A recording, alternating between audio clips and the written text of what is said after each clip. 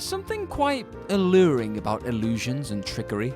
Magical entertainers have been dominating TV screens for decades, and as audiences, we love the combined rush of awe and confusion that can only be brought on by a great bit of magic. And perhaps no film in history has incited this feeling better than Christopher Nolan's The Prestige. Released in 2006, the movie, which charts the dangerous rivalry between two 19th century stage magicians, remains one of Nolan's most sophisticated efforts to date, with its twisty, time-hopping narrative and seductive atmosphere making for one hell of a tasty cinematic treat that warrants more than a single serving. It's a big ol' mystery box of a movie and contains a lot of secrets, stories, and nifty facts, both behind the scenes and on camera, that you may not know. I'm Gareth from WhatCulture.com, and here are 20 things you didn't know about The Prestige. Number 20. Josh Hartnett was shut out of a leading role. We don't really see much of Josh Hartnett on the big screen anymore, even though he was poised to be a major star back in the mid-2000s after roles in Pearl Harbor, Sin City, and Lucky Number 11. But not only did he come close to landing the title role in Batman Begins, after he met with director Christopher Nolan but eventually turned the gig down, he even briefly flirted with a part in The Prestige. In a chat with Playboy via Variety, the actor revealed that after deciding Batman Begins wasn't for him, he became interested in The Prestige. However, he said that Nolan didn't want to put me in the movie, implying that his decision to turn down the Batman role negatively affected his chances of starring in the magician-centric flick. We're sure Nolan had his reasons for not casting Hartnett, and that the Batman Begins rejection probably had nothing to do with it. But regardless, it's still extremely interesting to learn just how close Hartnett came to being cast in not one but two potentially career-defining Nolan projects. Number 19. Christopher Priest wanted Sam Mendes to direct.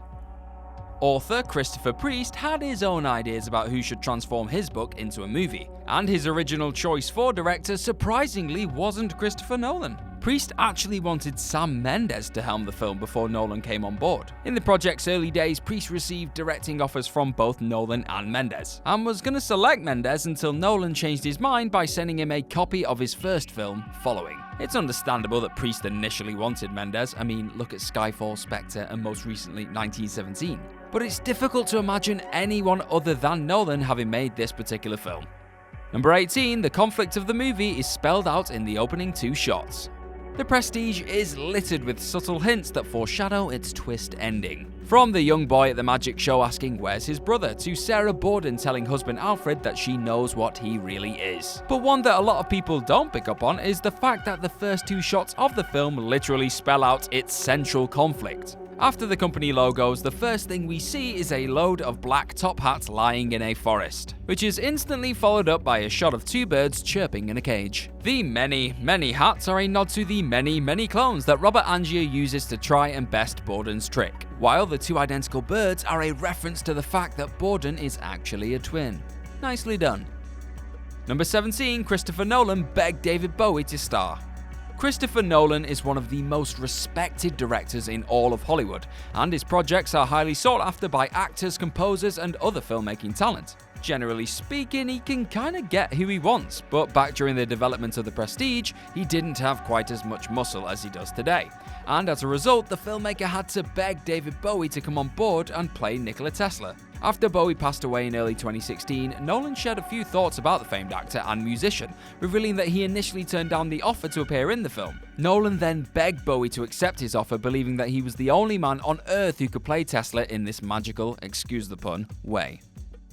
Number 16. The movie made one massive change from the original novel. It's borderline impossible for a director to take a novel and translate it word for word onto the screen. Movies just have to be constructed differently to books, and the same was true when Nolan was tasked with adapting The Prestige. The movie makes several changes to the source material, but one of the biggest tweaks it made was the decision to omit a modern-day subplot involving the descendants of Angier and Borden. In the book, Angier and Borden's great-grandchildren are involved in the story, with parts of their lives being interspersed with the events of the past. However, Nolan decided to chop out these present-day segments entirely. Number 15. It topped The Departed during its opening weekend.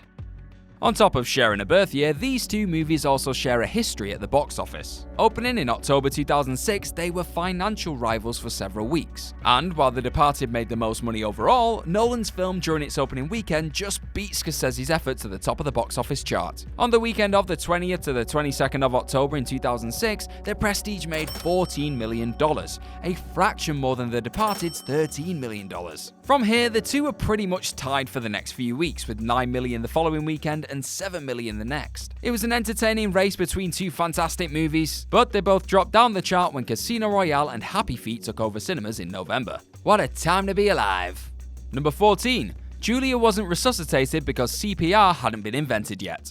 The incident that ignites the feud between Angier and Borden is the death of Angier's wife, Julia, who drowns inside a tank when a magic trick goes wrong. Cutter is able to smash open the tank and send her body tumbling to the floor, but it's too late, and all Angier can do is caress her lifeless face. Through a modern lens, one thing that seems odd about this scene is the fact that nobody attempts to resuscitate Julia once the tank is broken open. At first glance, this might just seem like oversight, but there's actually a really simple reason why nobody in the room attempts to perform any life-saving measures. CPR hadn't been invented at the time. Cardiopulmonary resuscitation started to be used during the 1950s and 1960s, decades after Julia's death at the end of the 19th century. So once she was inside the tank, it was already too late. Number 13. A real-life magician has a cameo in the film. And speaking of Julia's death, the scene also contains a cameo from a real-life magician, Ricky Jay. A professional stage magician and actor, Jay has been performing magic since the 1950s, while his film roles include small parts in Mystery Men, Magnolia, Tomorrow Never Dies, and Boogie Nights. He died in November 2018 at 72 years of age. He appears briefly in The Prestige as elderly magician Milton, who can be seen on stage when Julia drowns. Behind the scenes, Jay also helped some of the actors with the tricks they had to perform on camera, which must have been helpful. Number 12. Handheld cameras were used for 90% of the shoot. When someone says the words period piece, it's often slow, deliberate camera movements that come to mind. But The Prestige took a completely different approach. Wanting to tackle the look of the film from a modern standpoint, Nolan and his cinematographer, Wally Pfister, chose to shoot around 90% of the film with handheld cameras, which had the added benefit of giving the actors a looser frame to play around in. Since a lot of the movie is set outdoors and in grungy 19th century buildings, it also makes sense for the camera work to be equally as unrefined. Nice touch. Number 11, it's technically a Disney movie? The film was produced by 4 separate companies: Touchstone Pictures, Syncope, Warner Brothers, and New Market Productions, and distributed by 2, with Warner Brothers handling its international rollout and Buena Vista taking care of business in North America and Canada. The interesting thing here is that 2 of these companies are actually subsidiaries of Disney, which technically makes The Prestige a Disney movie, at least partly. But don't expect it to be appearing on Disney Plus or anything like that. Touchstone Pictures and Buena Vista are both tied directly to the House of Mouse, making The Prestige a tangential, distant relation of the likes of Star Wars and Marvel. Number 10, the identity of the Tesla machine heckler.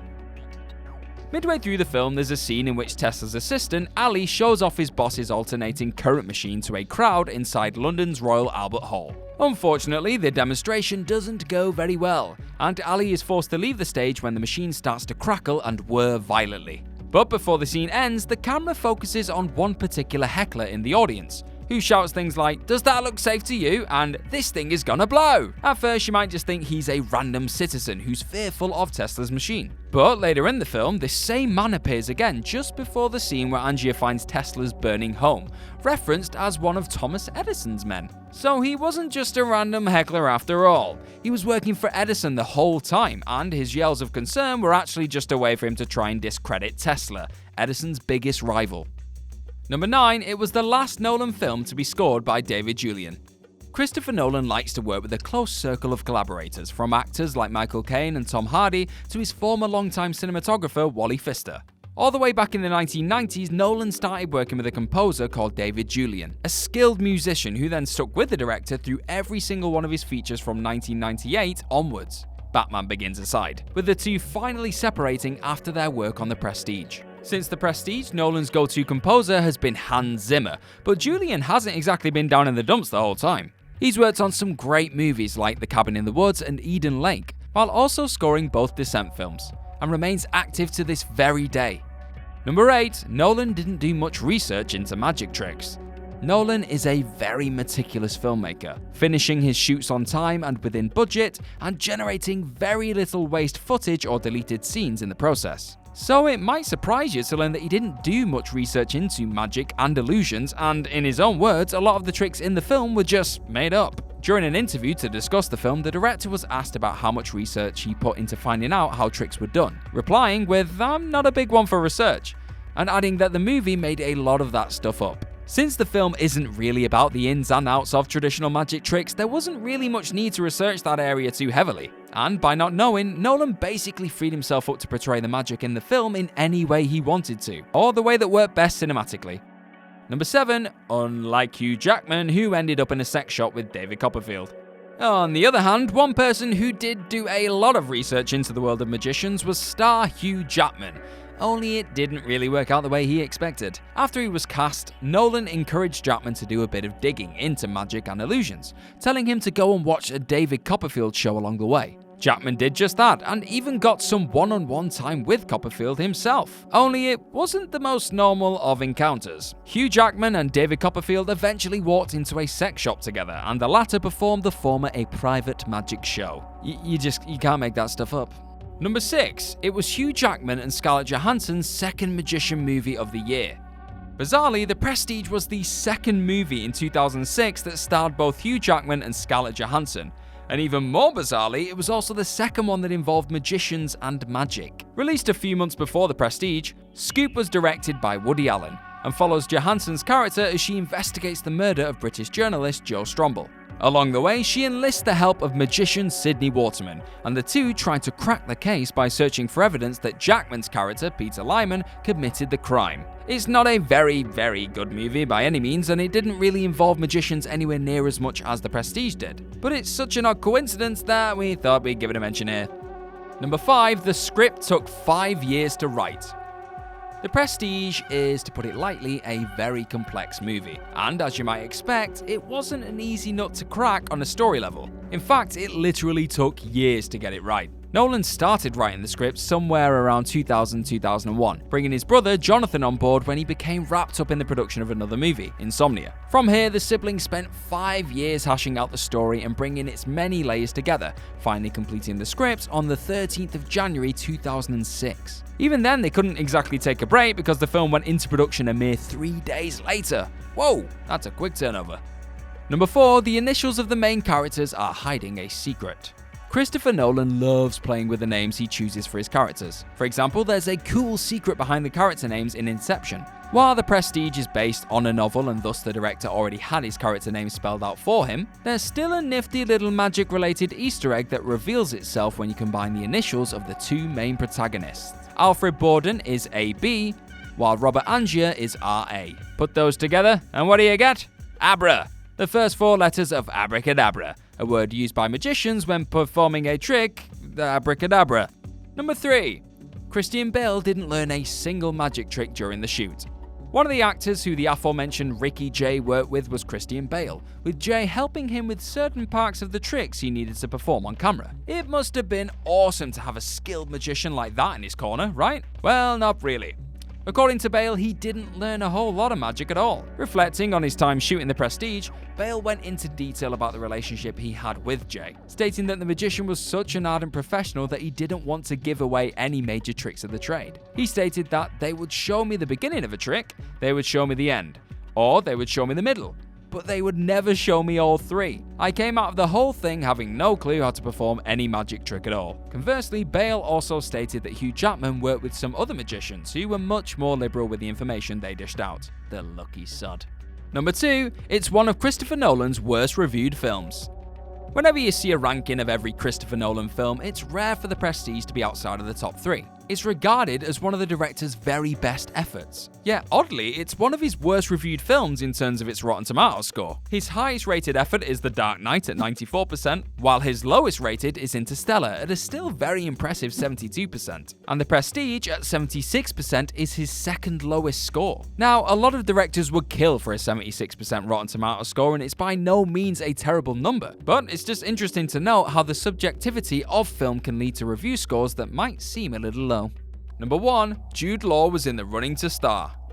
While it's possible for some movies to go from script to screen within a 2-year frame, The Prestige took a lot longer than that to fully come together. During that 5-year period when he was still writing the script, Nolan also had to think about his actors too, eventually settling on Christian Bale and Hugh Jackman to play the 2 leads. But those men weren't always locks for their respective roles. As with any other movie, lots of different actors had their names linked with The Prestige, and one of the most notable of those was none other than Jude Law. According to Variety, Law was being whispered as a potential participant, and while no other details were mentioned, you have to imagine that he'd have been in contention for one of the 2 starring roles. It's definitely interesting to imagine how different the finished film would have been if this alternate reality had actually come to pass. Got any other juicy, lesser-known details to share about The Prestige? Let us know all about them in the comment section below. And do not forget to like, share, and subscribe. And why not head over to whatculture.com and read plenty more brilliant articles just like this one. I've been Gareth from whatculture.com, thank you very much for watching, and I'm sure I'm going to see you soon. Bye bye.